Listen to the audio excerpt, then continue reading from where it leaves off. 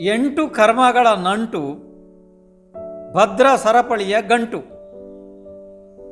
ಅವಕ್ಕೆಲ್ಲಿ ಸಿಕ್ಕಿತು ಅಷ್ಟೊಂದು ಅಂಟು? ಅಶುಭ ಭಾವದಲ್ಲಿ ಆ ಶಕ್ತಿ ಉಂಟು. ಎಂಟು ಕರ್ಮಗಳು ಅಂದರೆ ಜ್ಞಾನಾವರ್ಣ್ಯ, ದರ್ಶನವರ್ಣ್ಯ, ವೇದನೀಯ, ಮೋಹನೀಯ, ಆಯು, ನಾಮ, ಗೋತ್ರ, ಅಂತರಾಯ. ಇವುಗಳ ನಂಟು ಜೀವದ ಜೊತೆಗೆ ಅನಾದಿ ಕಾಲದಿಂದ ಈವರೆಗೆ ಇದೆ. ಒಂದೇ ಒಂದು ಸಮಯ ಕೂಡ ಇವು ಜೀವವನ್ನು ಬಿಟ್ಟಿಲ್ಲ. ಇದೊಂದು ರೀತಿಯ ಭದ್ರ ಸರಪಳಿಯ ಗಂಟು ಇದ್ದಂತೆ. ಸೆರೆಮನೆಯಲ್ಲಿ ಮತ್ತು ಆನೆಗಳನ್ನು ಸ್ವಲ್ಪ ಕಾಲದವರೆಗೆ ಸರಪಳಿಗಳಿಂದ ಬಂಧಿಸಿ ಇಡಲಾಗುತ್ತದೆ. ಆದರೆ ಇದು ಹಾಗೇ ಇಲ್ಲ.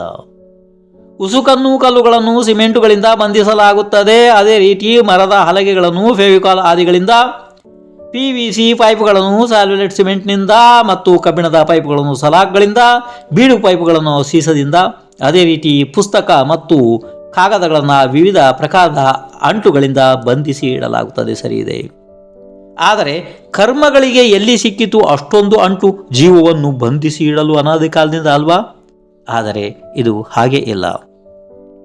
ಜೀವ ಮಾಡುವಂತಹ ಶುಭ ಅಶುಭ ಭಾವದಲ್ಲೇ ಆ ರೀತಿಯ ಅಂಟಿನ ಶಕ್ತಿ ಇದೆ. ಕರ್ಮ ಪರಮಾಣುಗಳಲ್ಲಿ ಸ್ನಿಗ್ಧತೆ ಮತ್ತು ರೂಕ್ಷತೆಯ ಕಾರಣದಿಂದ ಬಂಧಗಳು ಆಗುತ್ತವೆ. ಅಂದರೆ ಶುದ್ಧ ಆತ್ಮನಲ್ಲಿ ಆ ಬಂಧಗಳು ಆಗುವುದಿಲ್ಲ. ಯಾಕೆಂದರೆ ಅನಾದಿ ಕಾಲದಿಂದ ಜೀವ ಅರೂಪಿ ಇಲ್ಲ, ರೂಪಿ ಇದೆ. ಯಾಕೆಂದರೆ ಅದರಲ್ಲಿ ಅನಂತ ಕರ್ಮ ಪರಮಾಣುಗಳು ಅಂಟಿಕೊಂಡಿವೆ. ಆ ಪರಮಾಣುಗಳು ಬೇರೆ ಪರಮಾಣುಗಳನ್ನು ಆಕರ್ಷಿತ ಮಾಡಿ ಬಂಧಿಸಿಕೊಳ್ಳುತ್ತವೆ.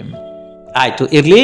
ಇಲ್ಲಿ ಏನು ಅಂತಂದರೆ ಒಂದು ನೆನಪಿಡಬೇಕಾದ ವಿಷಯ ಅಂತಂದರೆ, ರಾಗದ ಪಕ್ಷದಲ್ಲಿ ಸ್ನಿಗ್ಧತೆ, ದ್ವೇಷದ ಪಕ್ಷದಲ್ಲಿ ರೂಕ್ಷತೆ.